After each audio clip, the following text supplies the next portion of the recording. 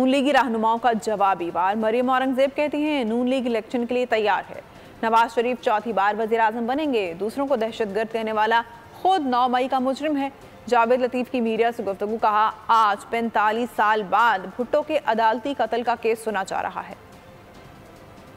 Announce किया गया, इंशाल्लाह इलेक्शन हो रहे हैं और मुस्लिम लीग नून इलेक्शन के लिए तैयार है। दूसरों को दहशतगर्द कहने वाला, उन पे दहशतगर्दी के मुकदमे बनाने वाला खुद 9 मई का मुजरिम है। खुशी है कि 45 साल बाद जुल्फकार अली भुट्टो का अदालती कत्ल जो हुआ था उसका केस सुना जा रहा है, मगर क्या उसके असरात जाया हो सकेंगे और क्या नवाज शरीफ को 45 साल बाद उसका इंतजार करें कि हमें इंसाफ मिलेगा? अब ये नहीं होगा। आज हमारे लिए कानून इंसाफ के तकाजे और हैं, उसके लिए इंसाफ और कानून के तकाजे और हैं।